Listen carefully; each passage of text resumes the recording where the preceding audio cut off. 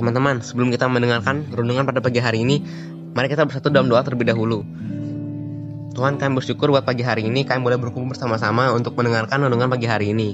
Suci kuduskan hati kami, pikiran kami, dan pendengaran kami, dan juga Engkau berkati renungan pagi hari ini. Dalam nama Tuhan Yesus, haleluya, amin. Kita akan membacakan ayat Alkitab yang diambil dari 1 Samuel pasal 13 ayat 13 yang berisi kata Samuel kepada Saul, "Perbuatanmu itu bodoh, engkau tidak mengikuti perintah Tuhan Allahmu yang diperintahkannya kepadamu. Sebab sedianya Tuhan mengokohkan kerajaanmu atas orang Israel untuk selama-lamanya." Pasal 13 ayat 14, "Tetapi sekarang kerajaanmu tidak akan tetap. Tuhan telah memilih seorang yang berkenan di hatinya, dan Tuhan telah menunjuk dia menjadi raja atas umatnya karena engkau tidak mengikuti apa yang diperintahkan Tuhan kepadamu."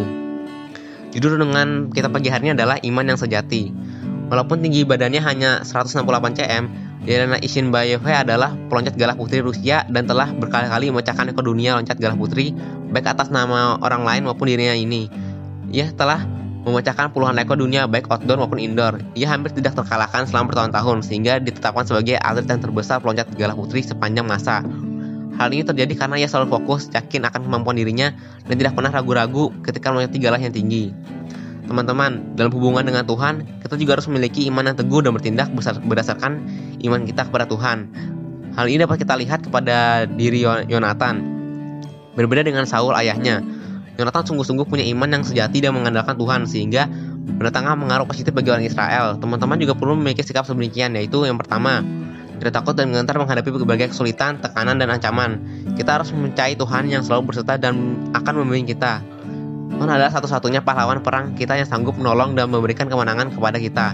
Kepercayaan demikian telah membuat Yonatan bersama-sama dan dengan bujang pembawa senjatanya berani sendirian pergi menghadapi dan akhirnya mengalahkan tentara Filistin kira-kira 20 orang. Yang kedua, meminta petunjuk Tuhan dalam mengambil keputusan. Hal ini penting agar kita tidak salah melangkah, tetapi dapat bertindak sesuai dengan pemimpinan Tuhan. Inilah yang Yonatan lakukan dengan hidup sesuai kehendak Tuhan. Yang ketiga, tindakan iman kita akan membawa dampak bagi orang lain. Iman dan kekalahan yang Yonatan menimbulkan kegentaraan besar di perkemahan, di padang, dan di antara seluruh rakyat Filistin beserta tentara Filistin karena Tuhan turut bekerja. Bumi juga bergetar, tentara Filistin pun saling membunuh, Israel pun bangkit dan bersatu kembali dalam menghadapi musuh. Teman-teman, Allah mau menolong orang-orang yang beriman dan meminta pertolongan dan bimbingannya, baik dalam sukacita maupun dukacita. Saat kita menghadapi masalah dan meminta pertolongannya, kita perlu mempercayakan hidup kita sepenuhnya kepada Tuhan. Maka Ia akan memampukan kita untuk menghadapi masalah tersebut, karena Ia tidak pernah akan meninggalkan kita. Teman-teman, apapun yang terjadi dalam hidup ini, entah itu kesulitan saat beradaptasi dengan teman, pelajaran, bahkan lingkungan sekolah, marilah kita selalu mempercayai Tuhan yang sanggup menolong kita, karena tidak ada yang mustahil bagi Dia. Setialah berdoa kepada Tuhan, Ia akan menunjukkan kuasanya bagi kita yang berharap padanya. Demikian renungan, mari kita berdoa.